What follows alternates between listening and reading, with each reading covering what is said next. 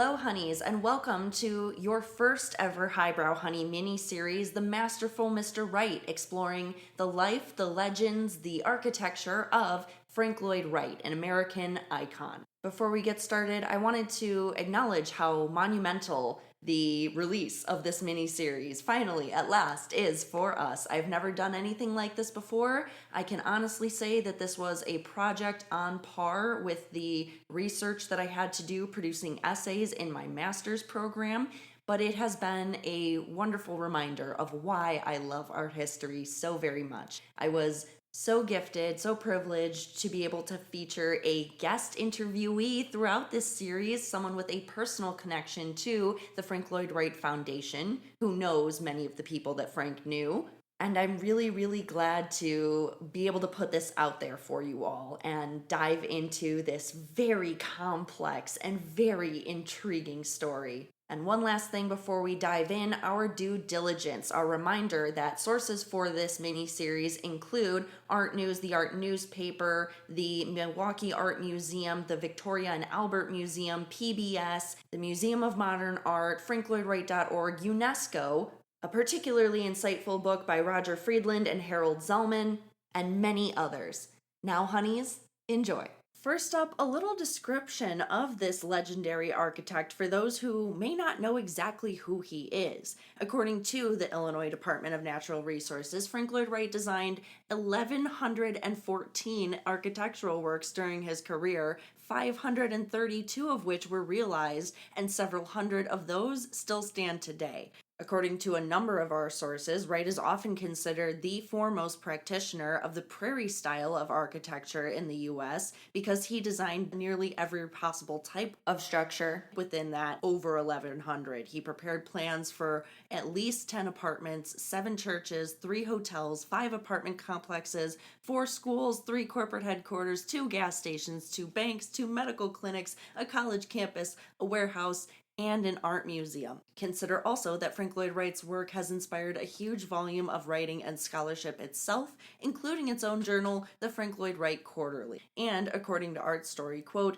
Wright's legacy can be highlighted by the fact that the Museum of Modern Art has devoted more one-person shows to his work than any other architect. That includes a quote-unquote monumental exhibition, which opened in 2017 on the sesquicentennial of his birth. Frank Lloyd Wright is even the subject of the 1969 Paul Simon composed song So Long Frank Lloyd Wright, which was included on the Simon and Garfunkel last studio album Bridge Over Troubled Water, in addition to an opera titled Shining Brow. And we'll learn the meaning of that reference as we go through this miniseries. Before he was any of those things, however, Frank Lloyd Wright was just kind of a regular Wisconsin farm boy. So we'll discuss first what it was like for him growing up and the formation of this legend. Frank was actually born Franklin Lloyd Wright on June 8th of 1867, just 2 years after the end of the Civil War.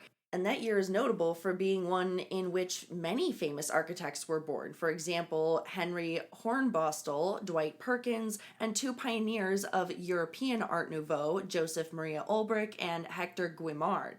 His early family life, however, was tumultuous. Frank was born to a Protestant minister and organist father, William Wright, and a independent-minded former schoolteacher mother, Anna Lloyd Jones. William had already had 3 children by his deceased wife, whom Anna did not particularly like, which caused a lot of household strife. His mother's family were Welsh immigrants who became prominent citizens of an agricultural valley near the village of Hillside, Wisconsin, and the Wright family moved regularly in order to help William find new jobs. He took on things like music teaching, composing. He was a party official and engaged with other gigs as well.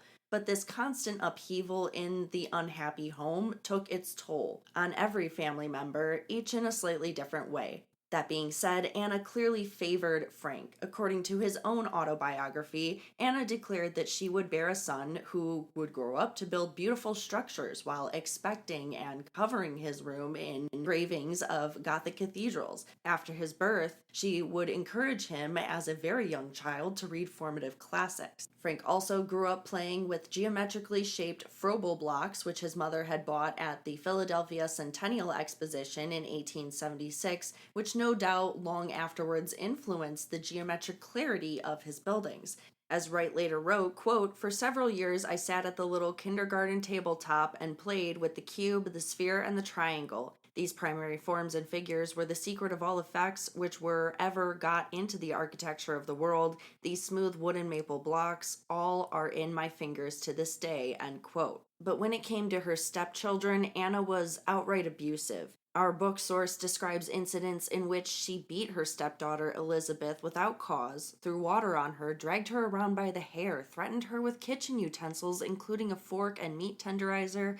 Eventually, William sent Elizabeth to live with other family members for her own safety. As he reached double digits, Anna turned on Frank, who she now considered inappropriately effeminate for his age. She demanded that he cut his hair and got him a job working with her brothers on their spring green farms upon moving from New England back to Wisconsin. Eventually, the lessons of quote unquote manhood, like shoveling manure, baling grain, driving horses, sunk in, and Frank no longer cried over mowed down wild daisies and other such heartbreaking for a romantic sight. Instead, Frank began to spend his summer time making catamarans, bobsleds, crossguns, ice boats, bows and arrows while home in Madison. But he still had a romantic side. He dreamed of getting a gorgeous fairy-like girlfriend someday. Frank Lloyd Wright's teenage years weren't necessarily much better. William worked hard at making his new music conservatory a success, getting a few songs published, including The Atlanta Waltz and Nymphs of the Woods,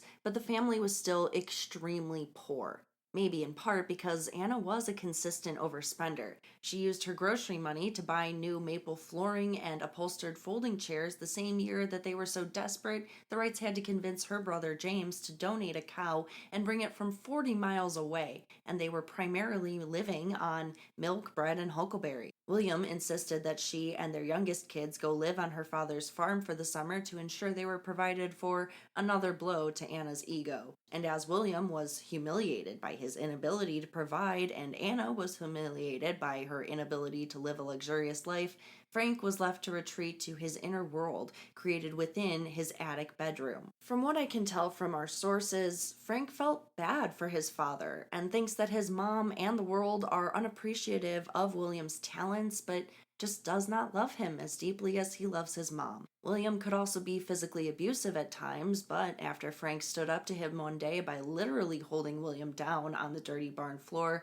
William decided that maybe Frank was too old for that sort of behavior. But the incident would prove to be very consequential. Anna, afterwards, kicked William out of their bed and then started to pretty regularly physically attack him. In 1885, the couple divorced even though William offered one last time to stay, which is extra weird considering he's the one who served the papers, a sort of atypical move for husbands in that day. Frank reacted to William effectively abandoning his family, at least if we believe Wright's claims that he never saw his father again, by changing his middle name to Lloyd in honor of his mother's family. Frank subsequently steps up as the man of the house and attends Madison High School, apparently without graduating, but then is admitted to the University of Wisconsin in 1886 as a quote-unquote special student. The 18-year-old Frank Lloyd Wright worked for the dean of the University of Wisconsin's Department of Engineering while also studying there part-time and decides to join the Phi Delta Theta fraternity for the 2 semesters that he's there. His classmates remembered that even then he, quote, dressed foppishly, wearing a top hat and cape and carrying a walking stick, end quote. Once Frank quits school and lands his first architecture firm job, he also sends his mother some money as Anna is destitute by this point. And now that we've gotten a sense of who Frank is, or at least was, in his early years, the sort of beginnings that he came from, I think it's time we introduce our special guest who is advertised for this mini-series and has a very unique connection to Frank Lloyd Wright via his foundation. All right, honeys, I am here with Jim Wildeman, our Frank Lloyd Wright Foundation consultant, who, after graduating with a degree in visual communications, began a 25-year-long career as an independent commercial photographer, during which time he photographed everything from food, fashion, furniture to architecture before transitioning into a full-time faculty position at Madison College, where he taught professional photography and how to earn a living with camera for 20 years, 8 of which he worked as the program director. Jim, Welcome to the show. Thank you so much for coming on today. We appreciate your presence here in our Frank Lloyd Wright discussion. Well, thank you. It's good to be here. I look forward to this, and it's a topic I love to talk about, and so I was pleased to be invited. Wonderful. So, I guess we'll just go on ahead with a little bit of a deeper dive into your bio here, get our listeners familiar with you, Jim. So, why don't you talk a little bit about how you got involved with the Frank Lloyd Wright Foundation? Well, it certainly has been a great involvement for me. I became friends with a member of the Frank Lloyd Wright Fellowship. I was attending a weekend workshop, and Susan Jacobs Lockhart, the member of the fellowship, also was attending the same workshop. This was on American Native spirituality, and it was a topic we were both apparently interested in. So during that workshop, we talked. She asked me what I did. I explained that I'm a commercial photographer, and she asked me if she could hire me to photograph one of her pieces of work. So that started a long friendship and relationship with Susan, which in turn helped me open up the door to other members of the fellowship and other work that Taliesin had for a photographer. So that was really, for me, a real wonderful event. I became more aware of how Frank Lloyd Wright's work had influenced people, and through Susan and through other members of the fellowship, I had many conversations about their personal history and the history of the. And so when Susan asked you to do this that was in the 90s? Yes, that's right. Okay. It was mid-90s, and right. One of the apprentices, who at that point in the mid-90s was a full-fledged had his own architectural firm, designed a church in Spring Green, Wisconsin. And Susan was given the job of designing the stained glass window behind the altar. So that was the first project of many that we worked on together. Was photographing the stained glass window. Exactly. Wonderful. Okay. Then it's my understanding that as more renovations were completed, including at Taliesin West, you became involved with some of those projects as well. That's right. Taliesin Spring Green had received a grant from the state of Wisconsin to quite a large one, I can't remember, several $1 million, to refurbish what was a beautiful architectural building that now was needing help, everything from the foundation up. And so that was a place where my help as a photographer could be used. As parts of it became refurbished, room at a time, I had an opportunity to photograph those rooms in their finished state. So I spent quite a bit of time, sometimes by myself in my lighting gear and my camera, in a room that Wright had, designed probably 50 years earlier and now was refurbished. And it was a wonderful experience.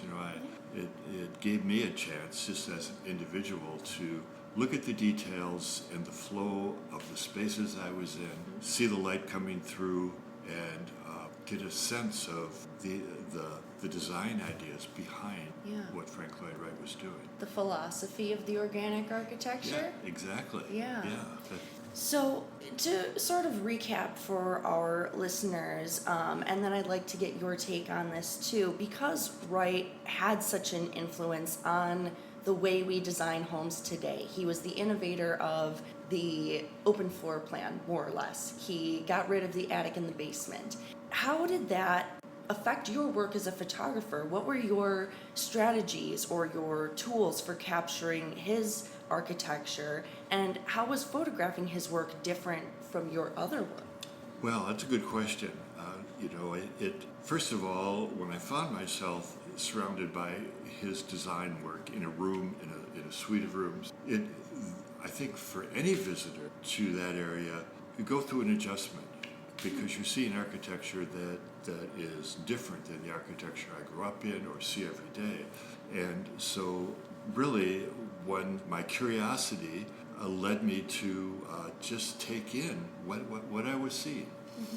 As a photographer, and I have photographed dozens and dozens of interiors, more traditional. As a photographer, I realized I'd never seen a room like that. This is new to me.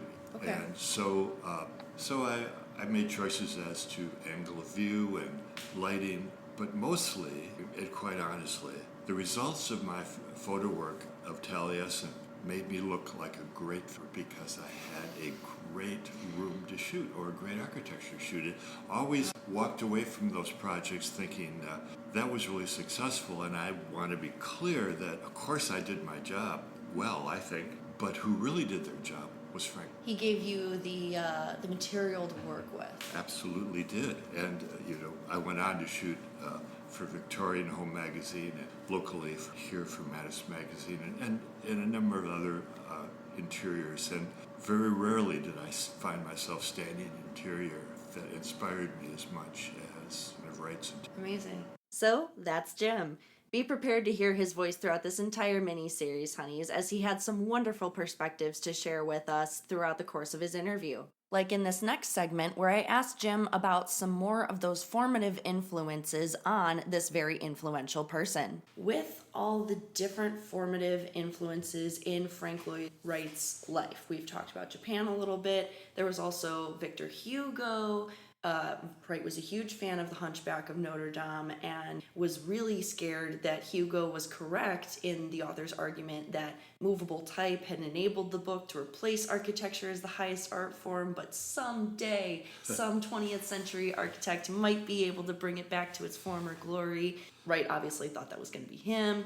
Wright was also fascinated by the character of Alcibiades, who was in Plutarch's Life, Goethe's Wilhelm Master's Apprenticeship, from whom Wright learned, it is manly to be a romantic. With all of these different influences that we see throughout Wright's life, some of which he clearly carried with him for a very long time, which do you think was the biggest consistency, or what do you see as the biggest through line of his philosophy? Well, let's talk about romanticism. Wright sometimes isn't viewed as this, but I think his architecture, that he was very much in love with the beauty of and so it takes a little time, perhaps, in looking at his history of architecture, his canned work, to see that he consistently is paying attention not only to the big things, but the little things, the tiny things, the details in every house that I would put in the category of romance. Because if we talk about an intimate relationship, the success of a true romance depends greatly on getting to understand the details of the house is or the building that's designed. Perhaps for him, it's that kind of well, and the deep flourishes are so. And if we look, I can't speak much about his personal life, but there were some deep loves, and they influenced him greatly. And he was very, very much committed to his deepest loves, and so we see a romantic side of it. Absolutely. Yeah, other than that, I'm not sure what else I can add. Sure. Yeah. Well, you already added so much with Emerson. This is just sort of to fill in any remaining cracks. As I hope you noticed there, honeys, some names that we haven't talked about yet came up, like Emerson. Another thing you heard come up, Japan, but we're not quite there in the chronology yet, so let's focus back on Frank's college years.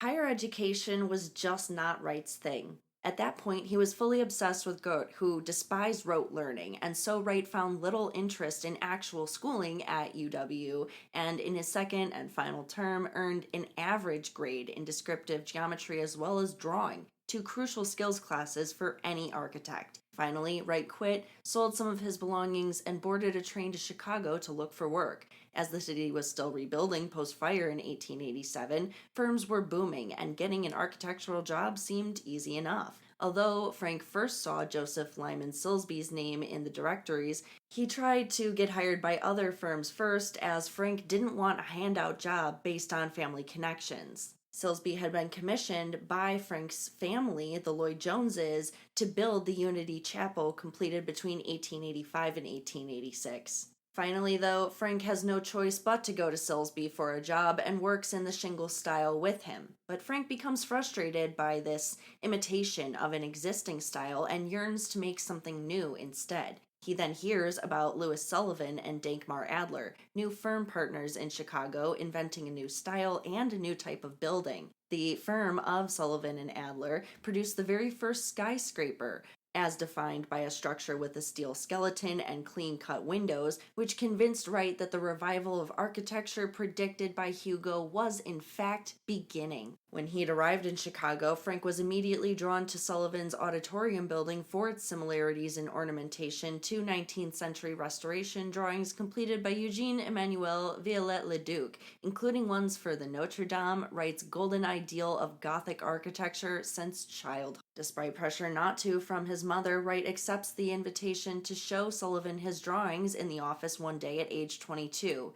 He finds Sullivan a bit intimidating and godlike, not because of his stature, which is described as short, bearded, and a sort of impeccably dressed man, but because of Sullivan's presence and the honor that Frank got of watching Sullivan work during their first meeting. He quickly becomes Sullivan's protege, working in the office next to his boss and learning how Sullivan's now famous phrase, form follows function, aka designing according to the needs of the space's occupants, works. Frank soon is calling Sullivan his Liebermeister, or beloved master, as Sullivan teaches him philosophy, music, photography, art, along with architecture. And this is an important part of Wright's fascination with his mentor. Sullivan was also drawn to Gothic architecture and diverged from the Greco-Roman revival style, slowly taking a hold of the nation. Sullivan instead aimed to take the underlying principles of the Gothic and follow the theories of English critic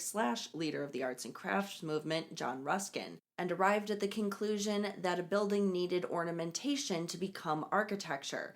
As the Victoria and Albert Museum puts it, Frank learned from Sullivan that, quote, decoration was to be integrated into rather than applied to a surface or architectural element, end quote. The connection to the English arts and crafts movement of basically the same century is important because the Museum of Modern Art writes that, quote, while Wright shared the arts and crafts movement's ethos of social reform and art and design having a role in improving society, he drew inspiration from many sources, including nature.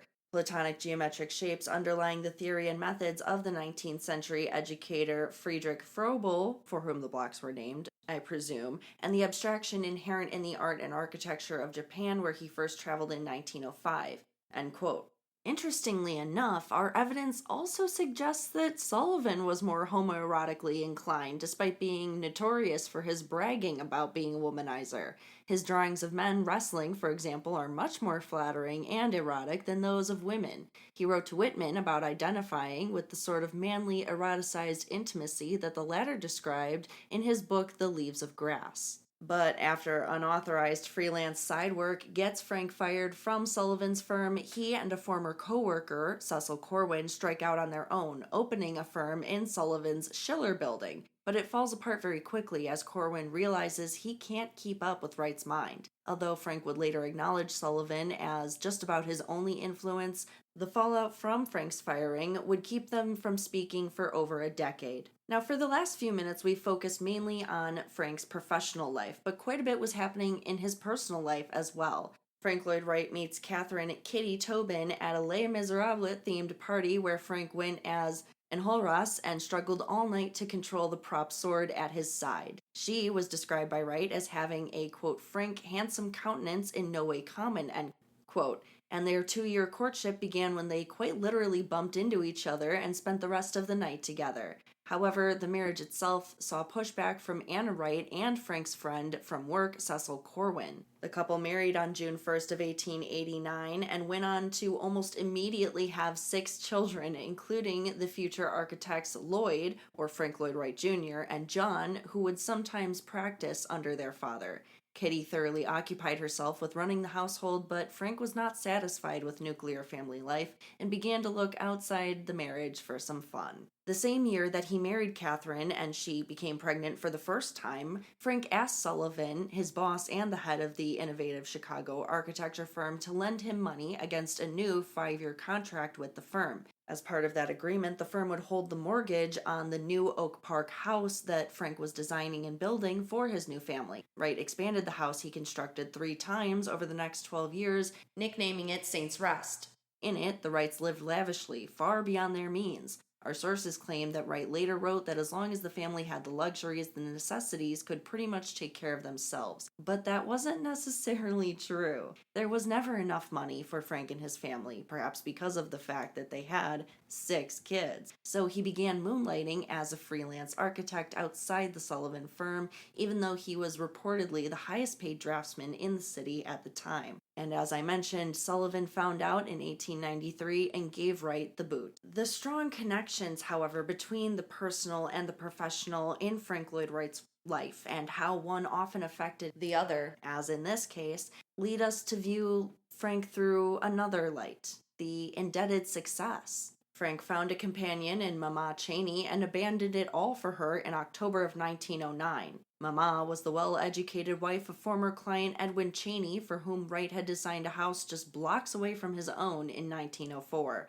The two met the year prior when Frank approached the, quote, attractive dark-haired, end quote, Cheney after spotting her looking through the window of the shop that he was in. Mama was 2 years younger and with children away at boarding school, but was also a post-grad student at University of Chicago and a polyglot who spoke German, Latin, Italian, French, and Greek, as well as a feminist, a strong follower of the influential Swedish feminist Ellen Key. The Wright and Cheney families had started off as friends in the same social clubs, but Frank and Mama began an affair in 1907 and did little to keep it a secret, driving together in his bright yellow convertible roadster and making out in their respective homes. In August of 1908, Frank asks Kitty for a divorce, which she refused and did so again the following year. But in September of 1909, Frank announced that he was closing his office in Oak Park and abandoning his family, taking off for Europe with Mama Cheney at age 42. Despite being offered the opportunity to design an estate for Henry Ford and the protests of his family, with his son Lloyd allegedly even punching Frank in the face for this, their father was resolute. He headed to New York City with Mama and stayed a few days at the Plaza before sailing to Europe, both working on respective book publications while there. Wright was in negotiations with the publishing house of Ernst Wasmuth to produce folios of his work up to that time, so Frank and Mama traveled to Berlin but settled ultimately in Fiesole, a small hamlet near Florence, Italy, known as a nexus of the European expatriate community of English speakers, so it was a convenient choice. Frank was also fascinated by the regional style of peasant houses built snugly into the terrain with simple structures. We see some influence from those on his future Usonians. This plants the idea of a countryside home in his head. But Frank and Mama didn't make it a point to integrate themselves within that community, rather preferring to keep to themselves and taking instead extensive visits to museums and passionately exploring the architecture of Tuscany. In a jaw-dropping decision, though, Wright decides eventually it's time to head home to Catherine. So he and Mama arrive back to their respective houses in Oak Park on October 8th of 1910, but things, unsurprisingly, do not stick. Both are living together at the newly purchased Taliesin property in Spring Green, Wisconsin by 1911. But Catherine still holds out hope for a few years that Frank will give up his mistress and come home. Frank Lloyd Wright's aunts, Ellen and Jane Lloyd Jones, had founded the Hillside School home outside of Spring Green in 1886, and he designed most of it. The 1887 dormitory was his first commission, while other family members worked on various roles throughout the school. It was very progressive for its time. It was one of the USA's first co-ed schools, K through 12, and students did agricultural tasks on a working farm. This became a very well-known and profitable place, drawing in Chicagoans and others beyond the intended local community. But unfortunately, Hillside School Home went bankrupt in 1909 when Ellen and Jane lost big on their brother James's land acquisition schemes. The sisters eventually recovered, however. And one thing I want to point out to you, honeys, here, the structure and the tasks of the school align with those of the future fellowship. It's likely that Frank got some inspiration from it. In early April of 1911, though, Frank's mother, Anna, buys 31 acres of land near her sister's former school, almost definitely on her son's behalf. I say that because Frank had done conceptual work for a house on the site before returning to the U.S. from Italy.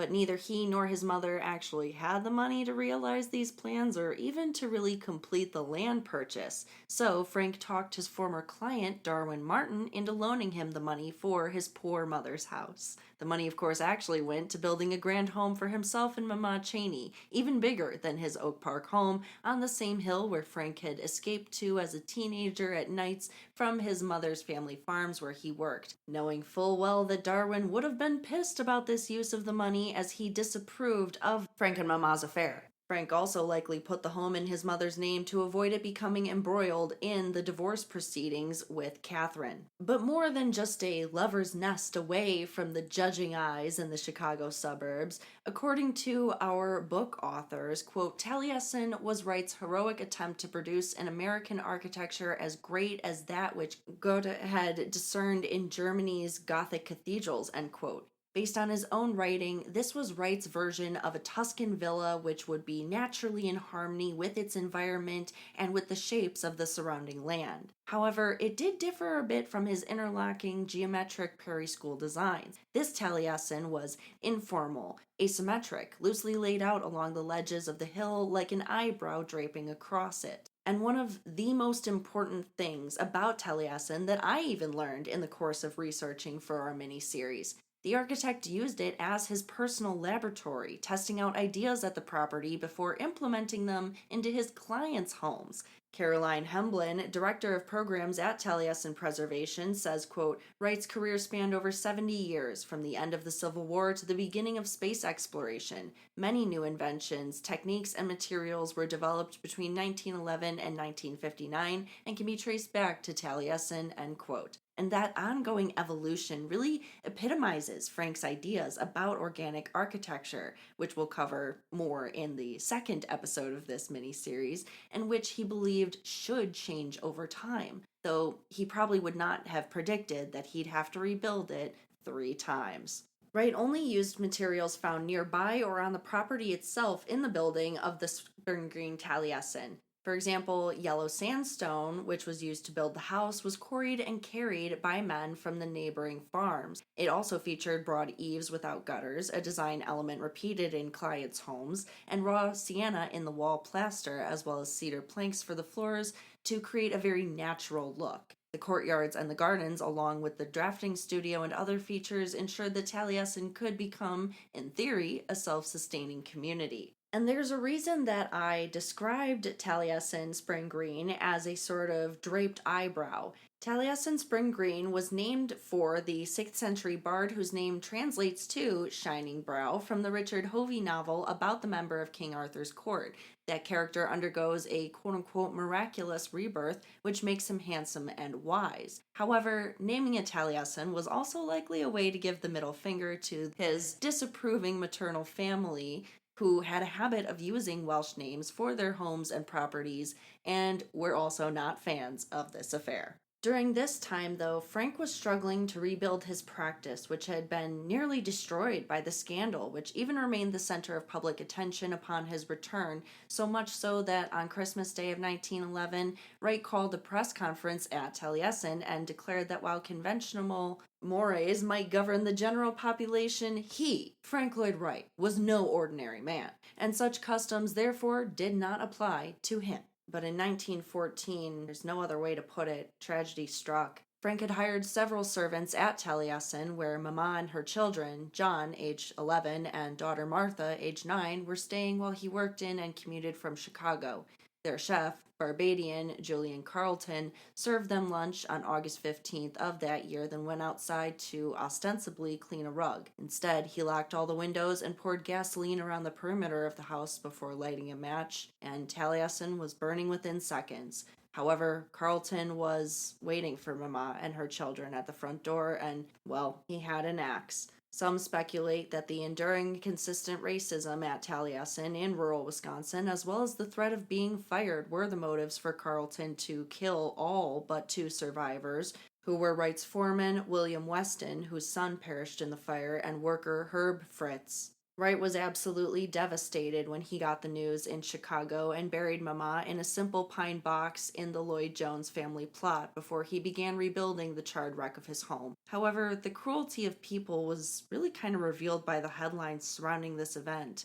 They seemed to imply that the massacre was a sort of God given judgment of the sinful complex, even though Mama had mostly won over the locals before her death. Wright spent the next 2 years ill until he received his next Great Commission, in part because of her death and because of other complications. The second instance of major fire at Taliesin came April 20th of 1925.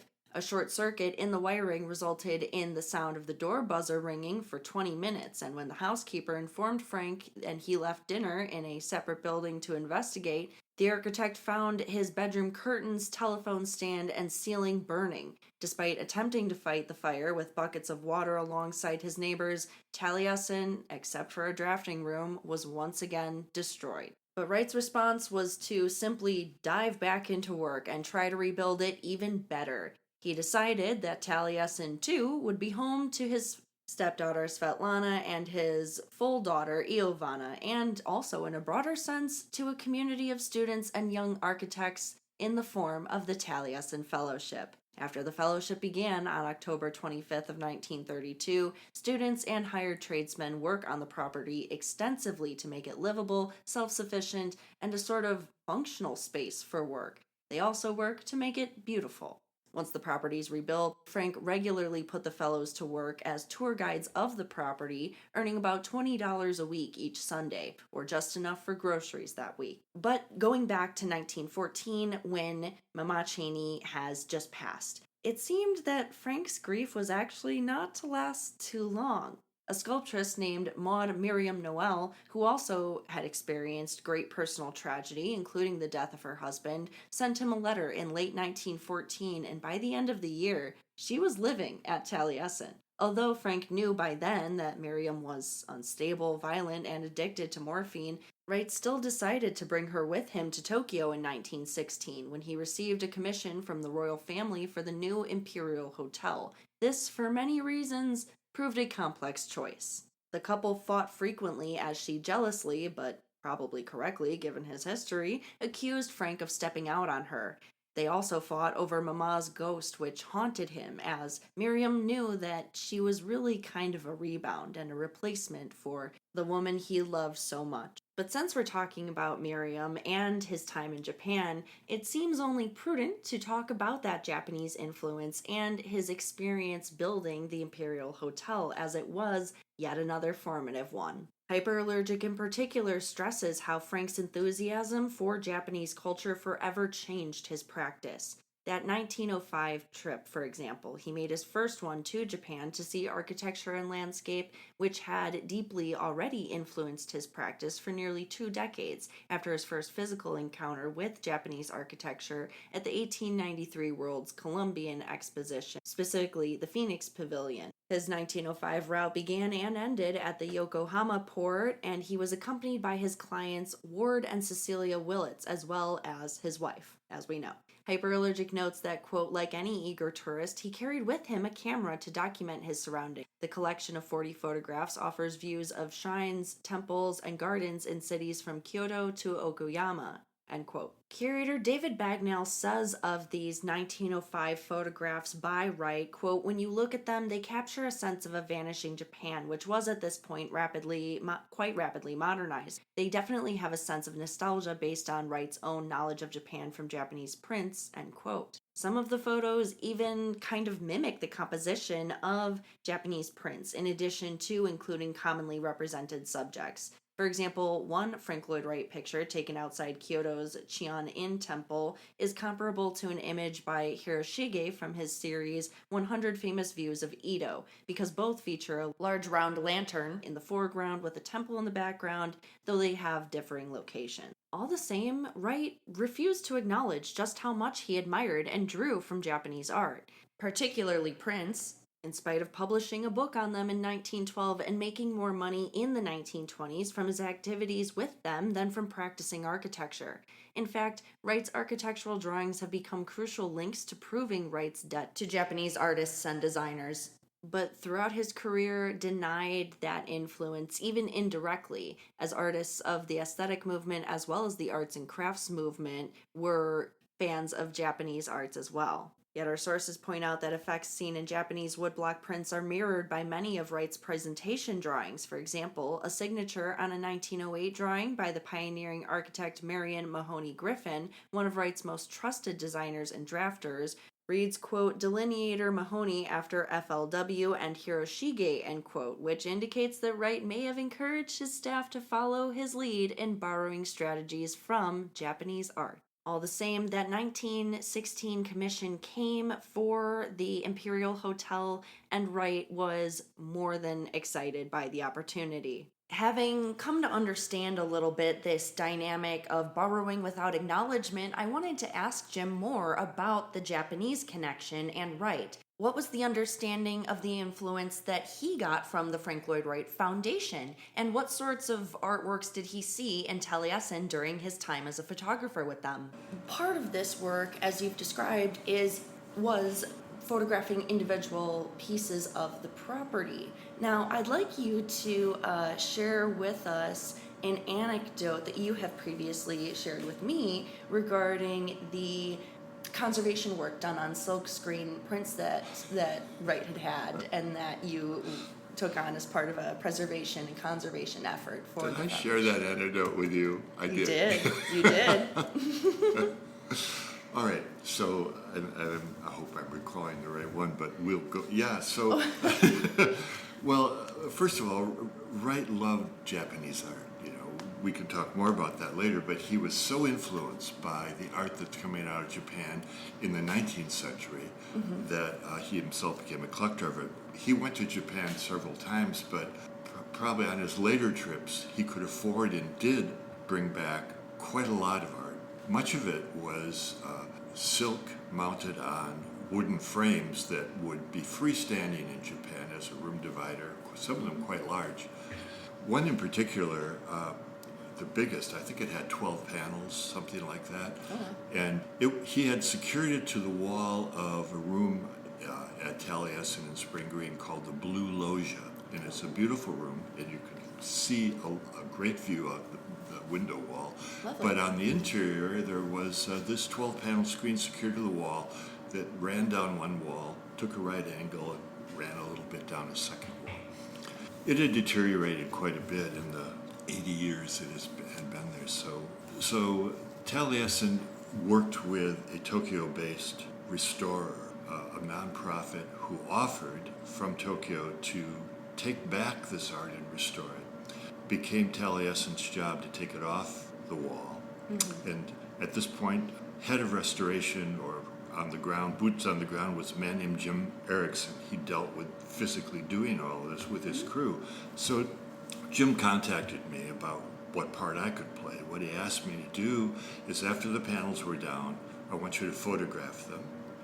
Then at that point I was shooting film, and then we had the film scanned, and then Jim asked that I restore the digital images so they could be output to 100% their original size. And then those would be mounted back where the panel once stood while it's gone on a 2-year restoration, maybe longer actually. And so that worked pretty well. I began shooting, I had the images scanned, and the restoration was more complicated than I thought. So one can imagine silk over 80 years, the edges where they were of these panels had developed mold, deteriorated the silk. The images were cloudy in those areas. I spent hours restoring. I'm sure. When I got a call from Jim saying, "How's that restoration going, Jim? We have a deadline. We're going to be mounting these. We need to have the photographs, the big panel photographs out here in about 10 days or so, and we have a date for revealing them." So one finds themselves in a position where I'm really on a tight deadline. You may have found yourself there. Many people have. And in fact, honey, is between the re-recording of that guest interview due to technological issues, the finishing up of my busy season in my Wisconsin Historical Society work, and just otherwise underestimating the project that would be this mini-series, I was in fact in that very moment behind on a deadline. An all-nighter was needed to finish this in order to get this to the printer in time to get the photographs out. So I'm retouching this for hours. It's now 2:30, 3 o'clock in the morning. I'm in my studio. I'm taking a break from the computer. I sit down, take a breath, and pick up a magazine that's right in front of my couch there, and it's a Frank Lloyd Wright publication put out quarterly, and I'm just paging through it, and there's a photograph of Frank Lloyd Wright, and he's wearing his porcupine hat, he has his walking stick. He reminded me of the very character that I was restoring in this silk. Mm-hmm. So there were hundreds of characters in this, but I've come to the part where the entrance to what this silk arc was representing was a royal courtyard with an entryway, a stairway, and at the top of the stairs stood the noble person whose courtyard this was, and at the bottom of the stairs, two men visiting him holding what looked like gifts for him. So in maybe a rash decision, at maybe 3 o'clock in the morning, I took out this noble person and I put in Frank Lloyd Wright. He fit right in there perfectly. And I thought, how suitable, because Wright had welcomed dozens of visitors to his beautiful home, just like this man is doing in this 200-year-old piece of art. It was a regular part of Spring Green Taliesin was hosting the public movie nights and lectures and dances and all sorts of things. It's really true. It had a real social hub. Well, I finished the restoration, got the files to the printer. They were done in a few days, mounted on foam core. I drove them out to Jim Erickson, the back of my station wagon, and delivered them. He was pleased to get them. They were great. He got right to work with his crew, and 2 days later I got a phone call in my studio from Jim. And so I said, well, Jim, hi, good to hear from you. How's it going? He said, well, it's going well, Jim, but we found something in these panels. I said, well, what did you find? He said, we found Frank Lloyd Wright. Yeah, probably not originally supposed to be. Okay, I thought it would be kind of fun. I thought hey, I'm not disagreeing with the fun nature of it. But I had lost my perspective on Wright's position with those people in the fellowship. He rightfully, no pun intended, was their master in a way, their inspiration, and probably seeing him in this panel they felt appropriate. Okay, so sure. Jim said, Jim, we got a problem here. 2 days, we're going to have this reveal. So my solution was a patch, an 8x10 output of exact size with the original character on the stairway that Jim could paste up, so to speak, for the opening. So I FedExed that out, priority, and he got it. And then I didn't hear from Jim. 2, 3, 4 days went by. The event went by. And so finally he called me when things settled down. And I said, Jim, did the patch work? And he said, we didn't need to use it.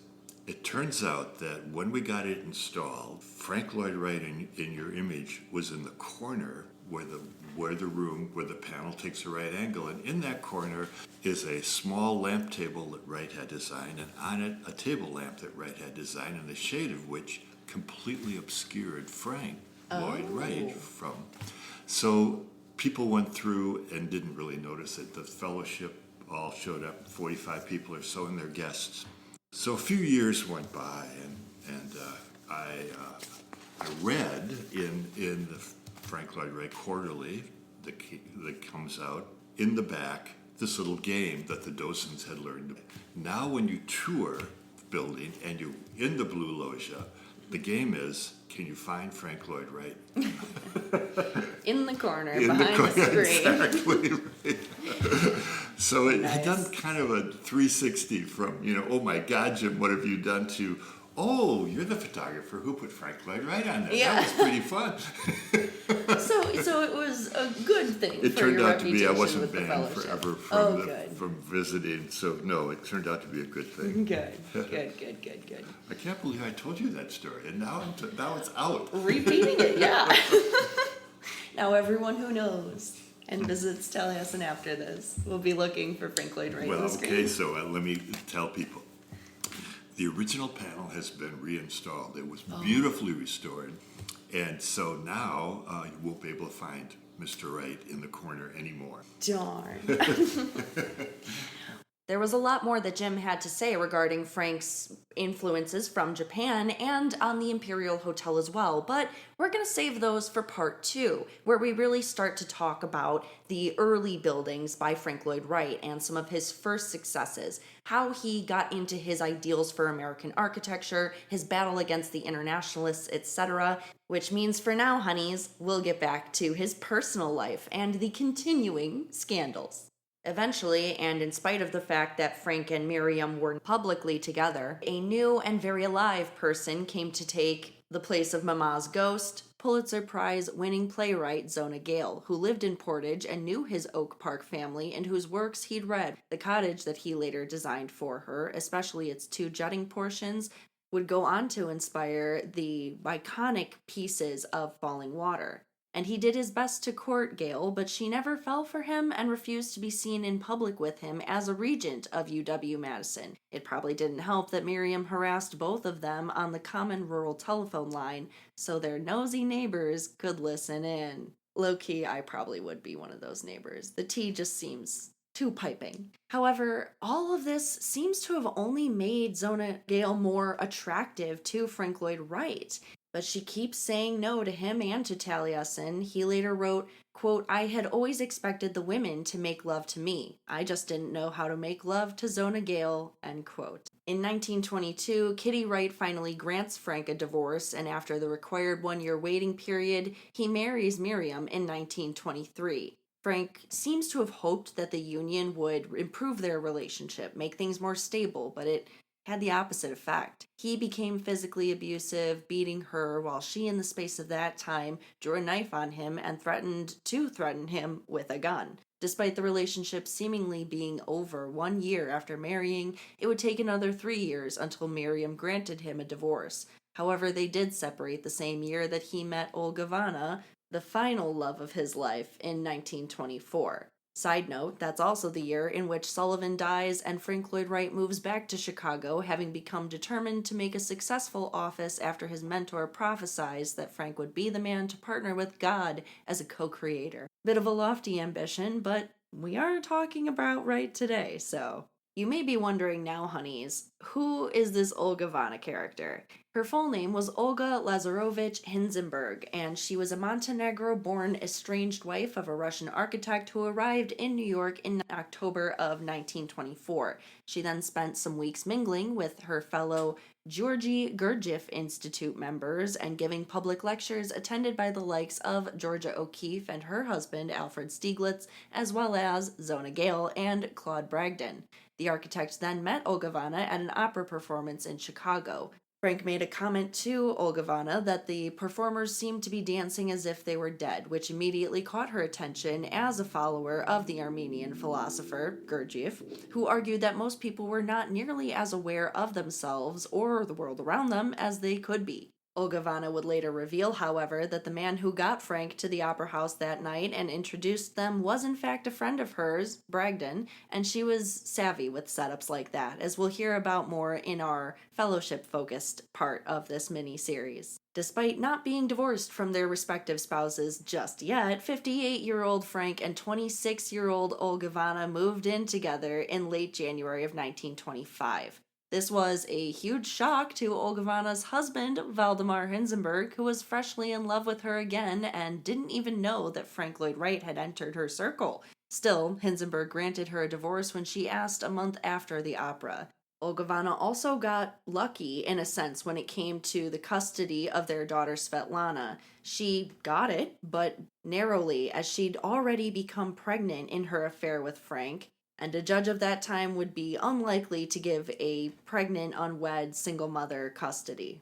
As for Frank, he gave himself away when bringing her to Taliesin by having her chauffeured, yet introducing her under a fake name as the new housekeeper.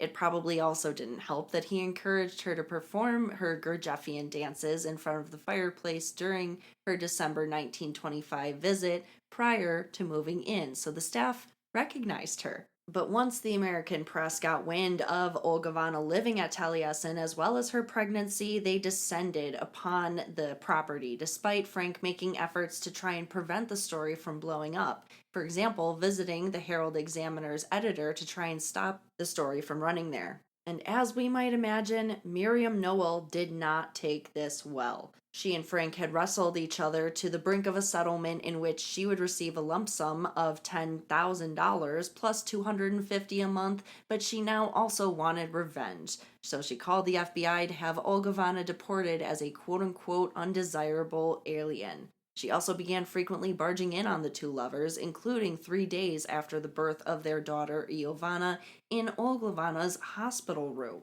The couple then decided to leave Svetlana in the care of her father in Chicago while they escaped to Olgivanna's brother's house in Hollis, New York, to wait out the media storm and also to escape Miriam. But they had to go to some lengths to get there undetected. For example, Olgivanna had to be slid through the back window of a train at one point, while Iovanna was carried aboard in a basket to avoid reporters waiting at the train station platform. But things remained rough after the birth of their daughter, with Miriam and with Olgivanna, who was experiencing some complications with motherhood, which today would probably be diagnosed as postpartum depression. Now here's the thing. As much as Frank Lloyd Wright was a media devil at about this point in time, he was later in his life a media darling. And before we go any further and talk any more scandalously about Frank, I think we should stop and listen to a really good point that Jim made about all this fame and about Frank as a person. Yeah, so it is interesting the ways in which Wright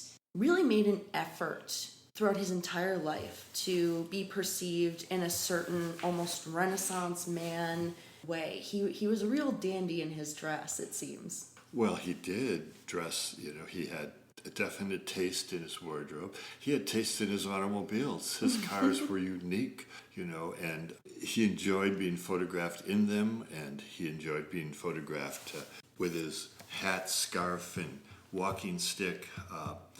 And he knew how to pose for a photograph. And I agree with what you're saying about how the press depicted him, both as a genius and as a scoundrel. Mm-hmm. But of course, he was just a person, basically, trying, and fame can be a difficult thing to deal with, and he became famous, I think, mostly for his design. Mm-hmm. His personal life certainly bled into the press, and some of it was very unflattering.